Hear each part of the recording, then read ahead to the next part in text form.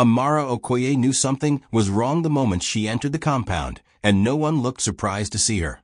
The chairs were arranged in a wide circle, food steaming on polished trays, laughter bouncing against the concrete walls as though a celebration had already begun. Don't forget to subscribe, share, and kindly hit the like button. It truly means a lot to us. Now sit back, relax, and enjoy. Let's dive into this unforgettable story. Only one chair remained empty, deliberately placed outside the circle. It wasn't an oversight. It was a message. She greeted them politely. Mama Okoye did not respond. Uche smirked while tearing into a piece of meat. Auntie Ifunanya whispered something that caused a ripple of restrained laughter. Chinedu sat stiffly, eyes lowered, fingers locked together like a man waiting for a verdict he already knew. No one offered Amara a seat. No one shifted to make space. She remained standing. The hook of humiliation set in immediately, but Amara's face revealed nothing. She folded her hands calmly in front of her handbag. Inside that bag, her phone was already recording. Mama Okoye cleared her throat. "We are gathered here as a family," she began, voice heavy with manufactured sorrow, "to address the matter that has brought shame upon this household." The conflict landed without warning. Amara's infertility, not discussed privately, not handled with care, broadcast. Uche leaned forward. 3 years, he said sharply. 3 years and nothing. Do you want our lineage to disappear? The stakes rose like heat under boiling oil. Auntie Ifunanya added, "A woman who cannot bear fruit must not block the garden." Murmurs of agreement followed. Plates clinked. Someone laughed softly. The cruelty was casual, rehearsed. Amara's chest tightened, but she did not interrupt. She remembered hospital corridors, hormone injections, nights crying silently so Chinedu could sleep. She remembered doctors suggesting further tests he refused to take. She remembered paying bills herself when he claimed work was too demanding. Emotional pain layered itself carefully, like bricks sealing her inside a quiet prison. "Chinedu," Mama Okoye said suddenly, "as the head of your home speak." The room shifted. This was the pivot. Chinedu inhaled slowly, but did not look at his wife. "We have tried," he muttered. "But perhaps it is time to consider other options." Other options. The word sliced cleaner than any insult. Auntie Ifunanya smiled triumphantly. "You see? Even he agrees." The twist was subtle, invisible to everyone except Amara. Her thumb pressed gently against the side of her bag, ensuring the recording continued uninterrupted. Every accusation, every suggestion of replacement, every laugh. Mama Okoye delivered the final blow. "Until this matter is resolved, you will step aside from family decisions. You are no longer to attend gatherings as a wife." The deeper truth settled like dust after demolition. This meeting had been planned. The food, the witnesses, the timing. They wanted humiliation to feel communal. Amara finally spoke, her voice steady. "Is that all?" The calm unsettled them. Uche frowned. Mama Okoye blinked. "Yes," the matriarch answered coldly. "That is all." Amara nodded once. "Thank you for your clarity." She turned to leave, still without tears, still without shaking hands. Behind her, laughter resumed, lighter now, victorious. They believed they had ended her story in that circle of chairs. But as she stepped outside the compound gate, the recording still running, one question pulsed louder than their mockery. If they were so confident in their truth, why had she come prepared? The next morning, the laughter still echoed in Amara Okoye's ears, but this time, it sounded different. It no longer felt like humiliation. It sounded like evidence waiting to be organized. She sat at her small dining table, replaying the recording. Every insult was crisp, every voice distinct. Plates clinking. Uche's mockery. Mama Okoye's cold declaration. Even Chinedu's trembling hesitation. She didn't cry. She listened like a lawyer preparing a case. Her phone buzzed.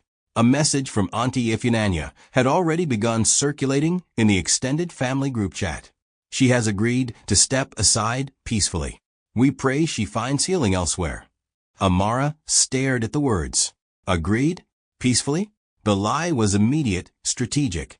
Within minutes, another message appeared. Uche, my brother deserves a complete woman. We must protect our bloodline. The conflict had escalated overnight. It wasn't enough to shame her privately. They were shaping the narrative publicly. Her chest tightened, but her mind sharpened. This was no longer emotional. It was reputational. She opened another folder on her laptop. Screenshots, saved messages, hospital receipts, appointment confirmations. She had kept everything not out of suspicion, but habit. Now, habit felt prophetic. Her phone rang again. Chinedu. She let it ring twice before answering. Amara, he began, voice low. I hope you understand yesterday wasn't personal. It was.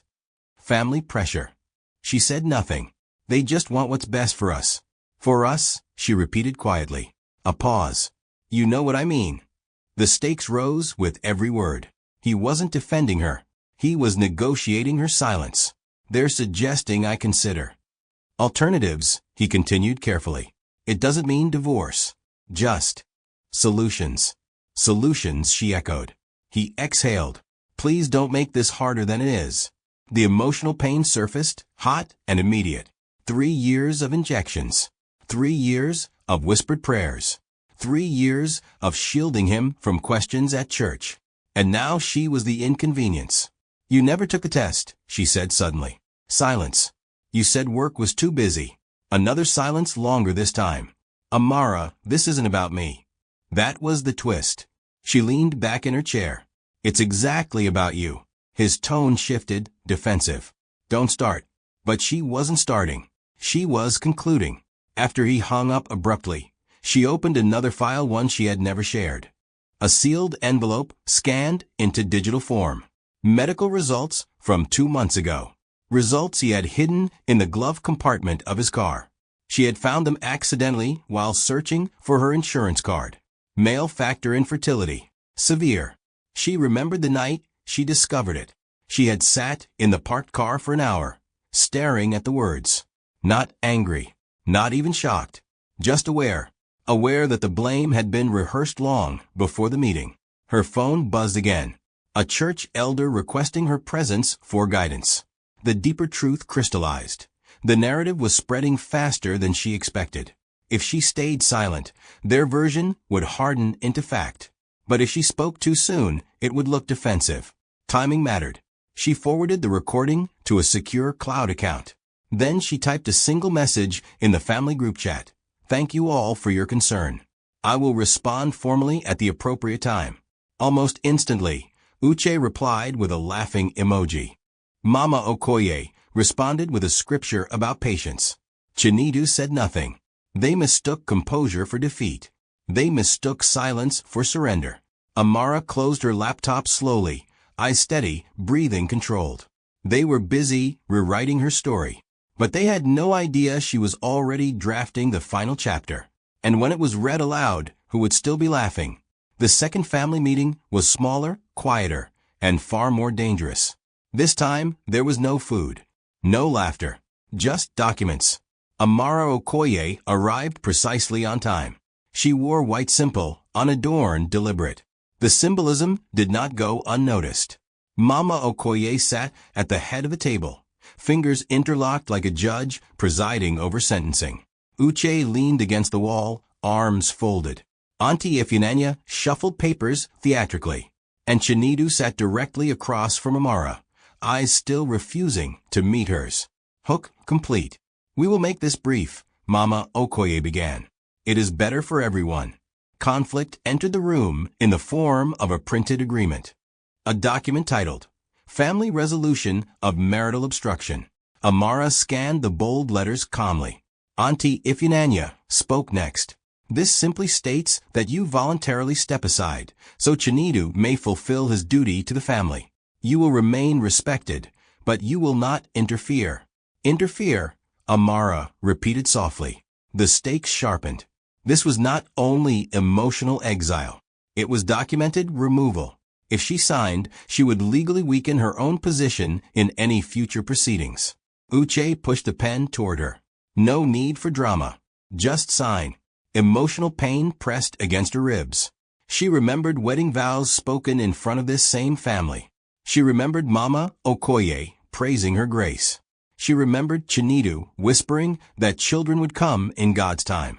Now God had been replaced with paperwork. Chinedu, Mama Okoye said firmly, as husband, confirmed this decision. The room tightened. Chinedu swallowed. It's for peace, he said quietly. We can't keep fighting this reality. Reality. Amara studied his face. There it was again, cowardice, disguised as reason. If I don't sign, she asked evenly. Uche scoffed. Then you'll force us to escalate. Escalate how? Silence flickered across their expressions. They hadn't expected resistance. They had expected tears. Mama Okoye leaned forward. Do not embarrass yourself further.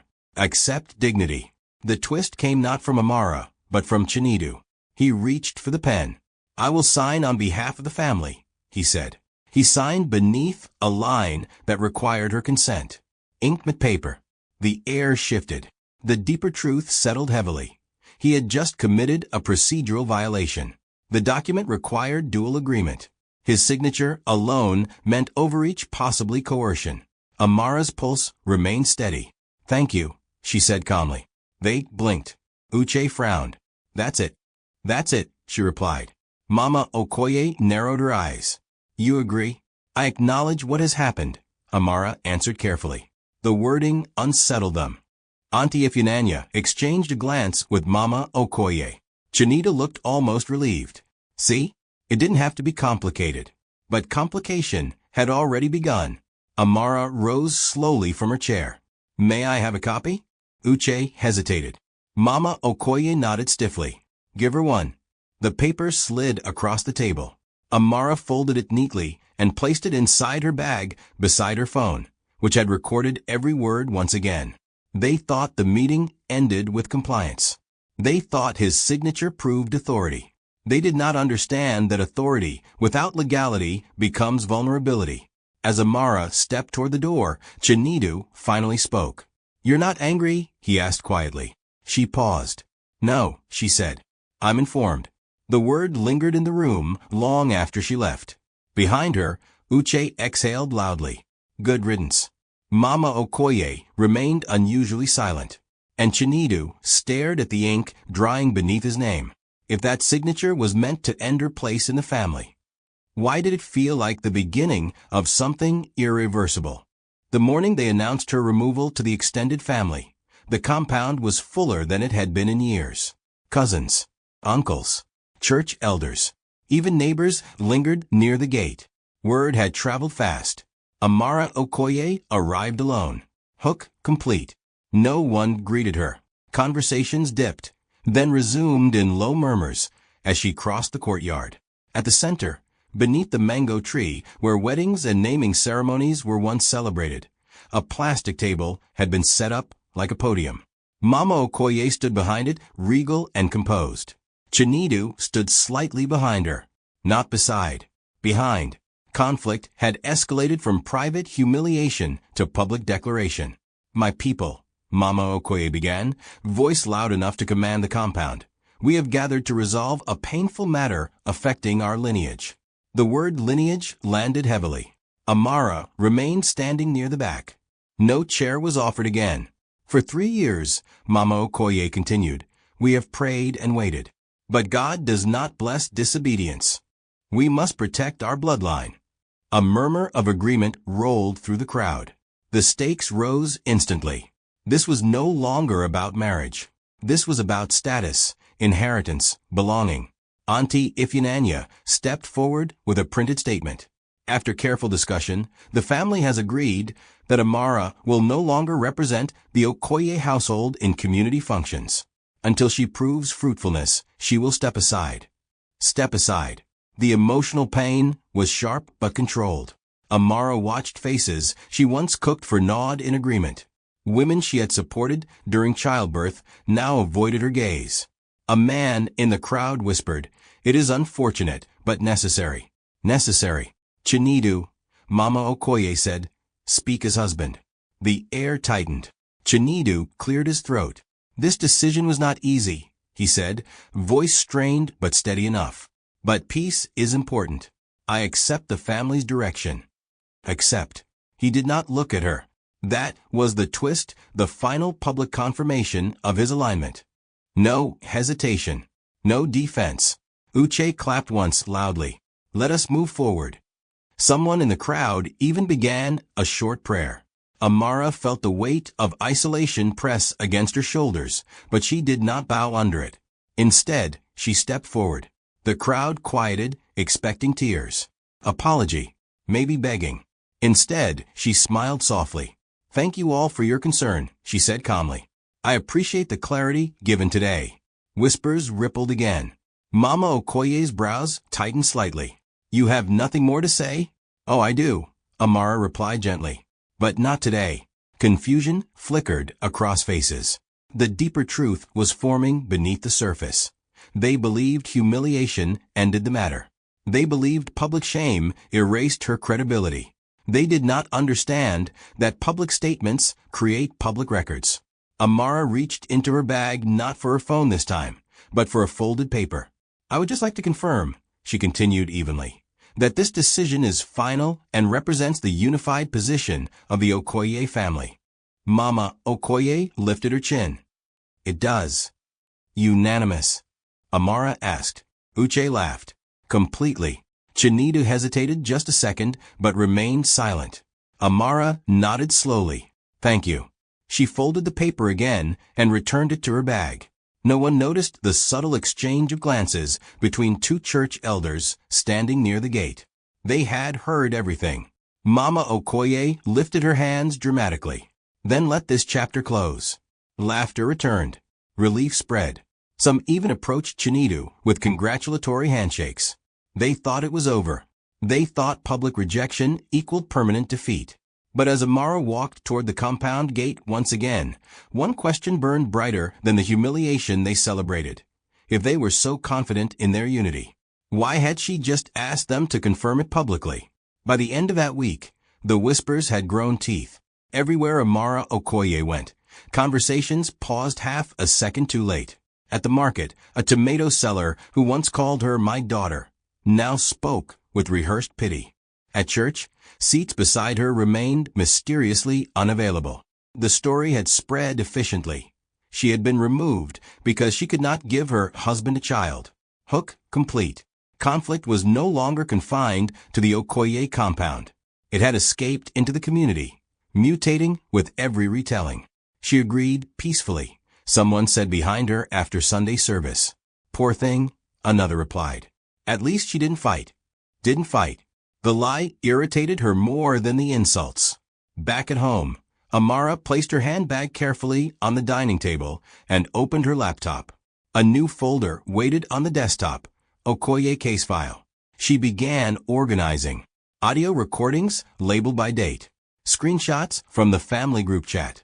The signed family resolution document complete with Chinedu's unauthorized signature. Medical invoices from fertility clinics. Appointment reminders sent only to her phone.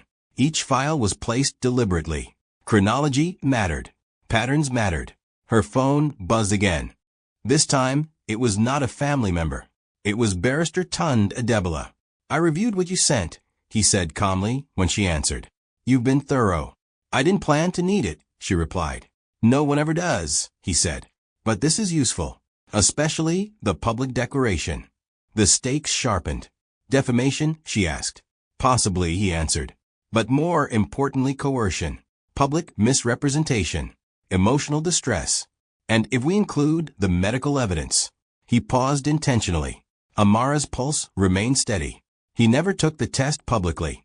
I know, the barrister replied. But the report you found?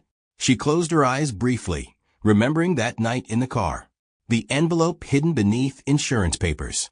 The diagnosis Chinedu never intended her to see. Severe male factor infertility. I have the original, she said quietly. Silence filled the line measured, strategic silence. That changes everything, Barrister Adebola concluded. Emotional pain pressed against her again, but now it mixed with something colder. Clarity. Later that afternoon, another twist arrived. A printed flyer circulated in the neighborhood. A Thanksgiving prayer scheduled at the Okoye compound for new beginnings and restoration of lineage. Restoration. The implication was obvious. Uche even posted a photo online captioned, "When doors close, better ones open." Comments flooded with congratulations. They were not only rewriting the past, they were preparing a future without her publicly. Amara stared at the image for a long moment. Then she opened another document. Subject line, Notice of Intent. Not sent yet. Just drafted. She attached audio clips. Highlighted timestamps. Noted witnesses present during public statements. The deeper truth crystallized fully now. They had mistaken humiliation for finality. They believed that because she did not scream, she had surrendered. But surrender had never been the strategy. Her phone buzzed again, this time, a message from Chinedu. "Please don't escalate this. It will embarrass everyone." Embarrass everyone. She read the words twice. Embarrassment had never been his concern when she stood without a chair. She typed slowly. "I am not escalating. I am responding."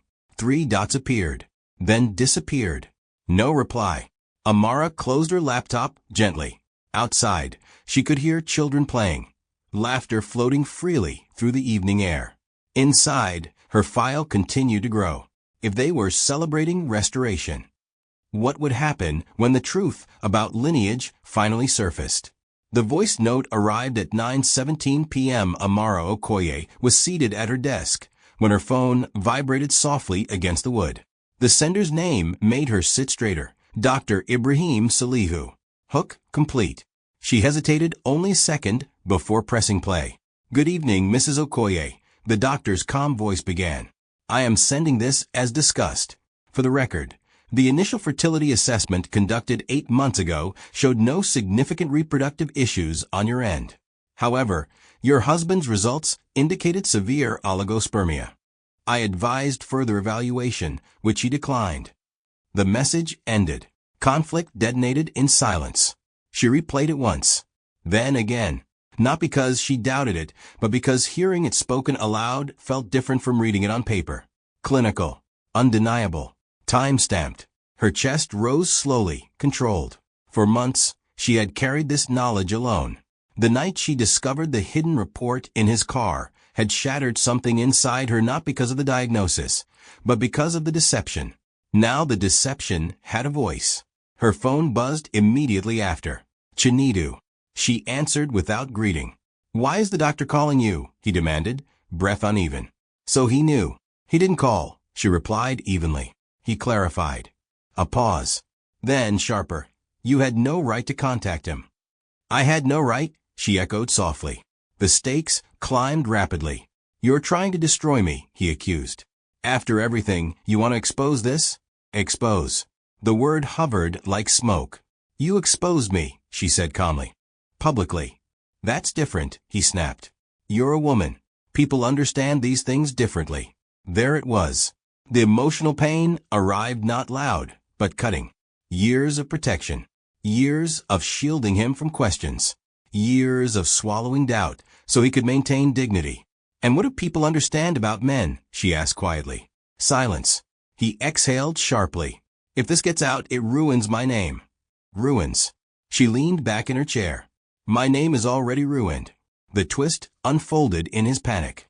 "You wouldn't dare," he said, voice dropping to a whisper. "My mother would never survive that shame." So now it was about survival. The deeper truth settled heavily between them. This had never been about children. It had been about pride, about protecting the family image at any cost, even if the cost was her. "You let them call me barren," she continued steadily. "You watched them remove my seat. I was trying to keep peace." "No," she corrected. "You were protecting yourself." The accusation hung in the air, unchallenged. For the first time since the first meeting, his voice cracked. "What do you want?" Not apology, not reconciliation. Clarity. "I want the truth acknowledged," she said. Another silence. Longer this time. "And if I refuse?" he asked carefully. She glanced at her laptop screen, where the voice note now sat saved in 3 separate folders. "Then others will acknowledge it for you." His breathing shifted quicker now. "You would humiliate me?" She did not answer immediately. Instead, she asked the question that had been forming since the compound gathering. "When they laughed at me," she said quietly, "did you feel humiliated?" He said nothing. The absence of response was louder than confession. "I never wanted this war," she added. "But I will not carry your diagnosis as my disgrace." The line went silent for several seconds. Then he whispered, almost to himself, "You're going to ruin everything." She ended the call, without replying. Outside, thunder rolled faintly in the distance, heavy clouds gathering above the quiet neighborhood. Inside, the truth had finally shifted weight. If protecting pride required sacrificing her dignity, what would happen when dignity decided to defend itself? The envelope arrived on a Tuesday afternoon, thick cream paper stamped with an official seal. It was delivered not only to the Okoye compound, but to 3 church elders and 2 extended family heads. Hook complete. Mama Okoye opened hers at the dining table. Uche stood over her shoulder. Chinedu remained seated, unusually quiet. Inside was a formal notice. Subject: Community Reconciliation and Clarification Session. Date: Time. Venue: St. Mark's Parish Hall. Attendance: mandatory. Conflict ignited instantly. "What is this?" Uche snapped. "Reconciliation? After everything." Mama Okoye scanned further down the page. Her expression shifted barely, but noticeably. "There will be a presentation of recorded materials relevant to recent public declarations," she read slowly. Recorded materials. The stakes climbed like rising floodwater. Chinedu felt his throat tighten. "She wouldn't," he muttered. Mama Okoye folded the paper sharply. "She is bluffing." But even she did not sound convinced. Across town, Amara Okoye sat calmly beside Barrister Tund Adebola in his office. A projector screen glowed faintly on the wall behind him. "Once this session begins," the barrister explained, "we control the sequence. Audio first, then documentation, then medical clarification. No emotional outbursts, just evidence." Amara nodded. "Are you prepared for backlash?" he asked. "I've already lived it," she replied. Emotional pain flickered beneath her steady expression, but it did not dominate her. It fueled her. The twist had been carefully engineered. They expected her silence to stretch indefinitely. Instead, she had invited witnesses. That evening, family phones buzzed relentlessly. "Auntie Ifeanyi, is this necessary? We can settle privately." "Uche, don't embarrass us in public." Mama Okoye called directly. "Amara," she began, voice controlled but strained. "Family matters should remain within the family." "They were made public," Amara answered calmly. "I am simply responding publicly." "You want revenge? I want correction." Silence lingered between them. "Think about Chinedu," Mama Okoye pressed. "His future." Amara's voice softened but did not waver. "He should have thought about mine." The deeper truth was surfacing faster than they anticipated. Their power depended on narrative control. Without it, they were exposed. By the next morning, rumors had shifted tone. "She has evidence," someone whispered at church. "What kind of evidence?" another asked. "No one knows." Uncertainty replaced mockery. At the Okoye compound, tension thickened the air. "What if she has recordings?" Uche demanded. "She cannot use them legally," Auntie Ifeanyi insisted, though her confidence sounded rehearsed. Chinedu said nothing. He remembered every meeting, every word spoken casually, every signature placed without caution. He finally looked at his mother. "What if she plays the doctor's report?" The room fell silent. Mama Okoye's composure cracked for half a second. She would destroy her own husband. Chinedu swallowed. She already feels destroyed. The weight of that admission hung heavy. Meanwhile, at St. Mark's Parish Hall, technicians tested audio equipment. Speakers echoed faint static through the empty room. Chairs were arranged in rows, not in a circle this time. No one would stand alone. Barrister Adebola reviewed the sequence one final time. "Once it begins," he said quietly to Amara, "there is no turning back." She looked at the blank screen, where soon their voices would replay. "They turned first," she answered. Outside, clouds gathered again, low and restless. Invitations had been delivered. Attendance was mandatory. Evidence was prepared. The family believed this was about reconciliation. But if reconciliation requires truth, what happens when truth refuses to be gentle? The parish hall was full before the Okoye family arrived. Hook complete. Rows of metal chairs faced a white projection screen. Church elders sat in front. Extended relatives filled the middle. Neighbors lined the back walls, whispering in low anticipation. This was no longer family business. It was community theater. Amara Okoye sat calmly beside Barrister Tund Adebola at a small table near the front. A laptop rested between them, connected to the projector. She wore navy blue, controlled, deliberate. No jewelry. No distraction. When Mama Okoye entered, conversations dipped instantly. Uche followed, jaw tight. Chinedu walked last, eyes scanning the room as if searching for escape. Conflict had officially gone public. An elder stood. We are gathered to clarify serious allegations that have divided this family. Barrister Adebola rose smoothly. With respect, he said evenly, this is not about allegations. It is about verification. The stakes sharpened. He nodded to Amara. She pressed play. The first recording filled the hall. Clinking plates. Laughter. Uche's voice unmistakable. 3 years and nothing. Do you want our lineage to disappear?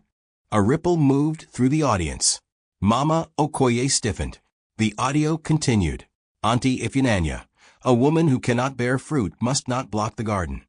Someone in the back gasped softly. Chinedu's recorded voice followed, hesitant but clear. Perhaps it is time to consider other options. The emotional pain resurfaced in real time, but this time it belonged to the listeners. Amara did not look at the screen. She watched faces instead. The twist intensified when the second recording began the smaller meeting.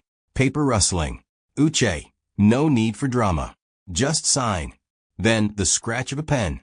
Barrister Adebola paused the audio. He projected the scanned document onto the screen.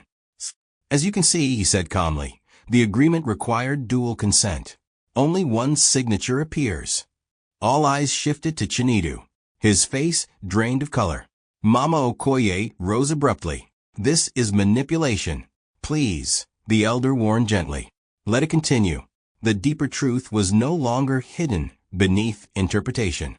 It was time-stamped, amplified, echoing through speakers. Amara pressed play again. Her own voice from that day filled the hall. I acknowledge what has happened. Calm, controlled, measured. The contrast was devastating. Barrister Adebola stepped forward once more. Public declarations were also made under the mango tree, he said. We have witnesses present. 2 elders nodded silently. Uche's confidence fractured. This proves nothing about infertility. The room shifted. Amara finally turned toward the laptop. Correct, she said quietly. That comes next. The hall fell into absolute silence. She opened another file. Before pressing play, she looked directly at Chinedu for the first time that evening. His breathing quickened. The doctor's voice note began. For the record, Mrs. Okoye shows no significant reproductive issues. However, your husband's results indicated severe oligospermia. The words echoed heavily, clinical and final. A collective murmur surged through the room like a wave breaking. Mama Okoye gripped the back of her chair. Uche stared at the floor. Chinedu closed his eyes.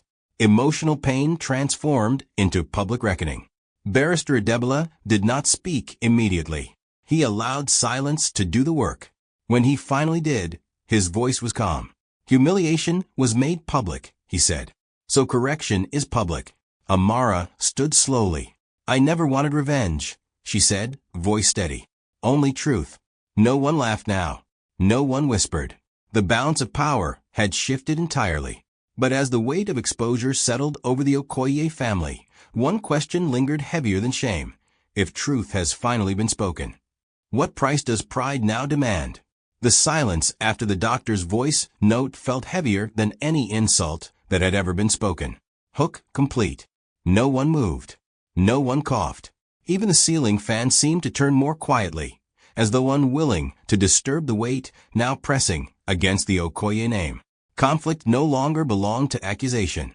It belonged to consequence. Mama Okoye was the first to attempt control.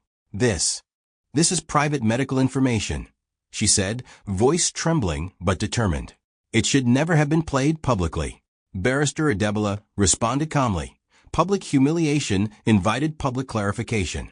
The stakes shifted again away from Amara and squarely onto the family that had orchestrated her disgrace. All eyes turned to Chinedu. He remained seated, elbows on his knees, fingers pressed against his forehead as if trying to physically block the sound that had just exposed him. "Is it true?" one of the elders asked gently. The question was not aggressive. It was devastating. Chinedu inhaled shakily. "Yes," he whispered. The word cracked something in the room. A collective murmur rippled outward. Uche looked at him sharply. "Why would you admit that here?" Chinedu lifted his head slowly. His eyes were red not from tears yet, but from the pressure of holding them back. "Because it is true," he repeated, louder this time. Emotional pain spread visibly across Mama Okoye's face. Not empathy, damage, control collapsing. "You should have handled this privately," she insisted weakly. Chinedu's laugh came out hollow. "Like we handled hers?" That was the twist. For the first time, the son shifted away from the shield of his mother's authority. The deeper truth surfaced in his broken posture. He had known from the beginning. He had read the report alone in his car. He had chosen silence over accountability. And in choosing silence, he had offered Amara as sacrifice. He finally looked at her. "I was afraid," he admitted. The room absorbed it. "Afraid of what?" an elder asked quietly. "Of being less," he said, voice cracking. "Of being the reason." There it was, the confession beneath the confession. Amara watched him without triumph, without softness, just clarity. "You let them destroy me," she said evenly. "I thought it would pass," he replied helplessly. "I thought if you accepted it quietly, if I accepted the blame," she finished. He nodded once. The humiliation he had once feared now wrapped itself around him publicly. And it felt suffocating. Mama Okoye straightened abruptly. "Enough. This has gone too far." "No," Amara said calmly.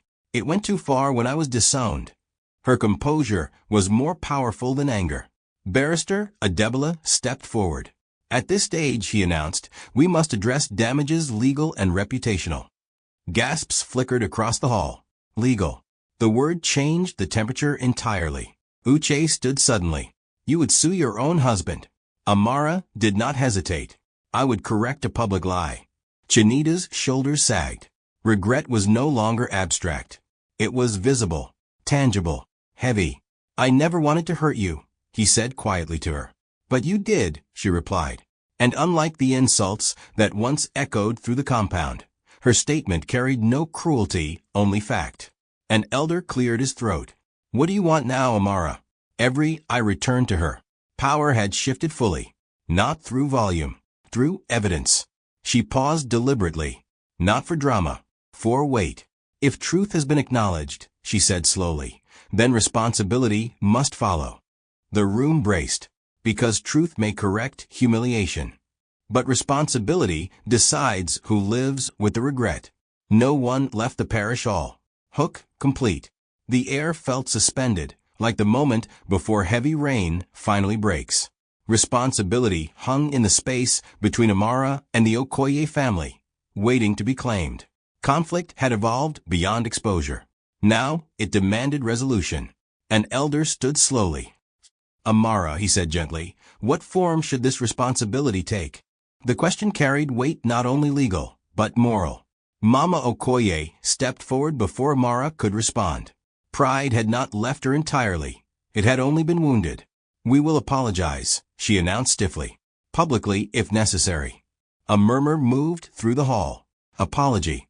Chinedu looked up quickly, hopeful. "Yes," he added, voice unsteady. "I will apologize. I was wrong." Emotional pain flickered across his face, raw and visible now. Not defensive, not angry, just exposed. Amara studied him carefully. An apology would soothe the room.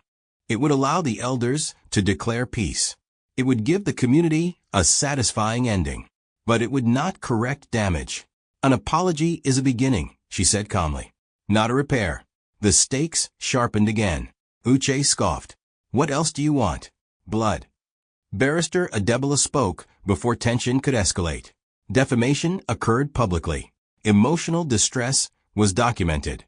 Coercion was attempted through unauthorized documentation. Each word fell like measured stones. Mama Okoye's composure thinned. We were protecting our son.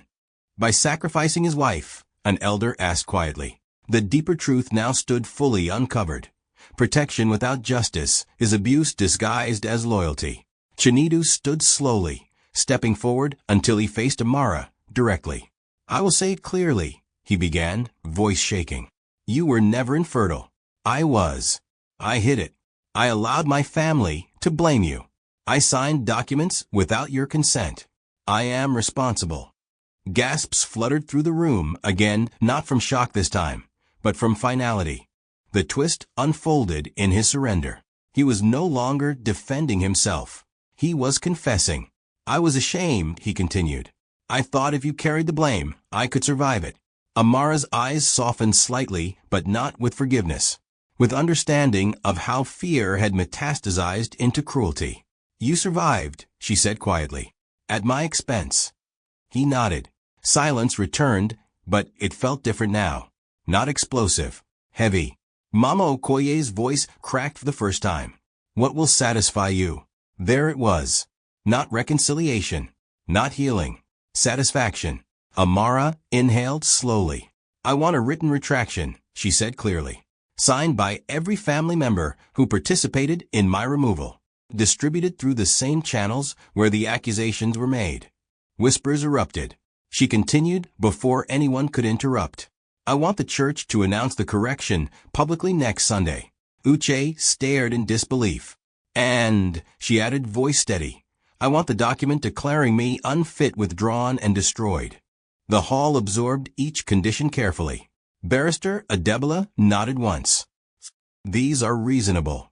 Chinedu looked at his mother. Mama Okoye's shoulders sagged under the weight of inevitability. We will comply, she said finally. The room exhaled collectively. But Amara did not smile. Because compliance was not closure. Chinedu's voice dropped to almost a whisper. After this, can we fix us? The question lingered painfully between them. Forgiveness had not been promised. Reconciliation had not been requested. Truth had been established. Responsibility demanded. Amara looked at him not with anger, but with clarity sharpened by experience. If truth was so hard to admit, she said softly, what would trust look like now? The room remained silent.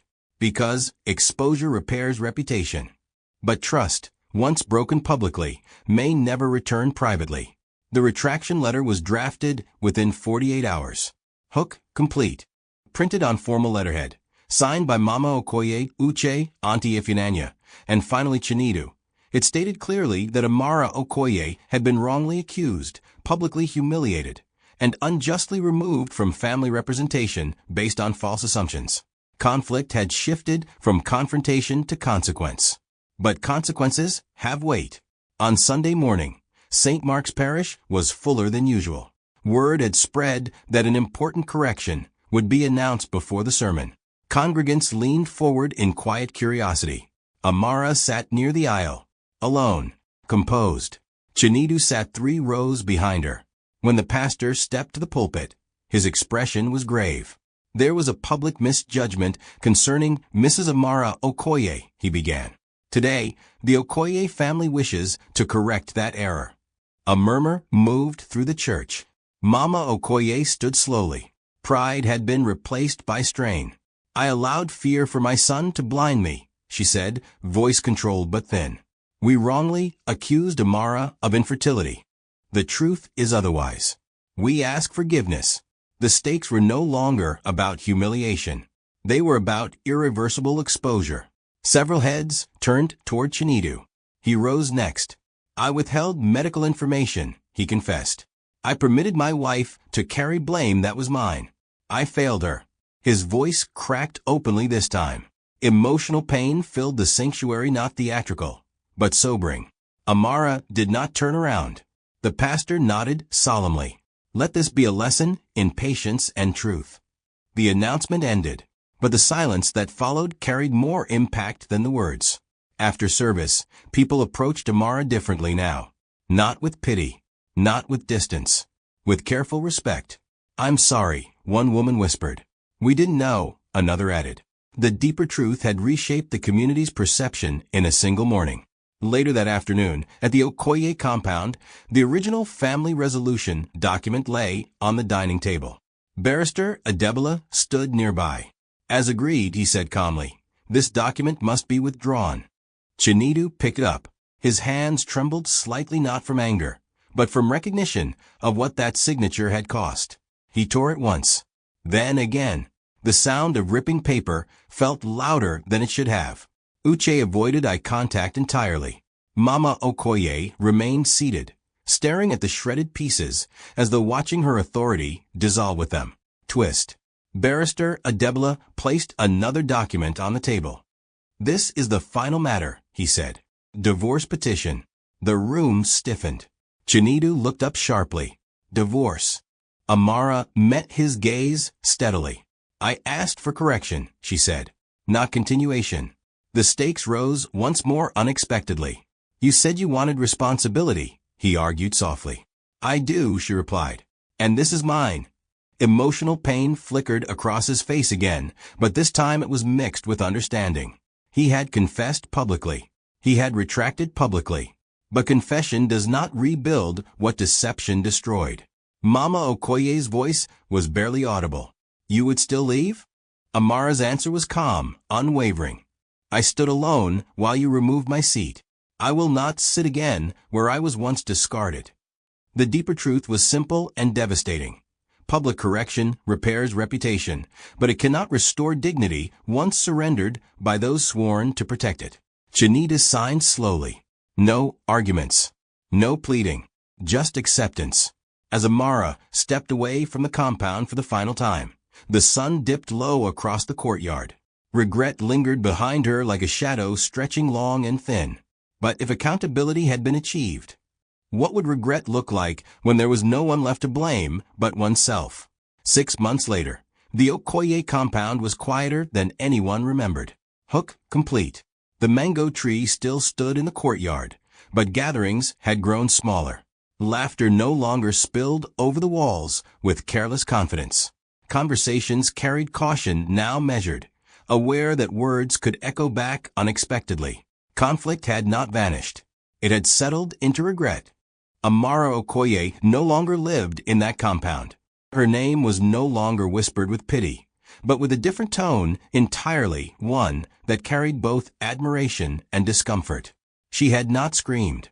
She had not fought physically. She had simply documented, waited, and responded. And that had changed everything. On a warm Saturday afternoon, Chinedu sat alone beneath the mango tree, staring at the empty space where a plastic chair once stood outside the family circle. The image haunted him. Emotional pain now visited him in quiet waves. Not dramatic, not explosive, just steady. He remembered her standing there calm, dignified, unshaken while they laughed. He remembered signing the paper. He remembered thinking humiliation would be temporary. The twist was cruel in its simplicity. It was not her humiliation that endured. It was his. Inside the house, Mama Okoye moved slower these days. Community respect had not disappeared, but it had shifted. Invitations arrived less frequently. Conversations held subtle distance. Authority, once unquestioned, now carried a shadow of caution. Words are seeds, one elder had said weeks ago. Be careful where you scatter them. The deeper truth had become visible to everyone. Protecting pride by sacrificing justice does not preserve family, it fractures it. Across town, Amara's life looked different. She had relocated to a modest apartment closer to her workplace. Her days were structured, purposeful. She no longer braced herself for whispers at church.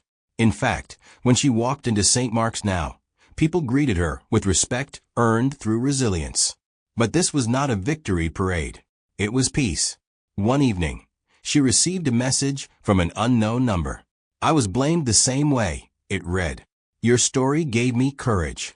She stared at the words for a long time. Her response was simple. Truth protects. No bitterness. No gloating. Just clarity. Weeks later, at a community event, she crossed paths with Chinedu for the first time since the divorce was finalized. The air between them held no fire, only recognition. I am sorry, he said quietly. Not desperate, not defensive, just late. She studied his face. Regret had aged him slightly, not physically, but in posture. I know, she replied. He hesitated. If I had told the truth from the beginning. You didn't, she said gently. Silence settled, not hostile, but final. Forgiveness had not been loudly granted, but neither was hatred carried forward. The moral lesson had matured beyond revenge. Family betrayal cuts deepest, but patience, evidence, and timing turn humiliation into accountability. As Amara walked away from that conversation, she did not look back. She did not need to, because some revenge is not loud. It is legal, public, documented, and leaves no room for denial or forgiveness. The compound would remember her silence longer than they remembered their laughter. And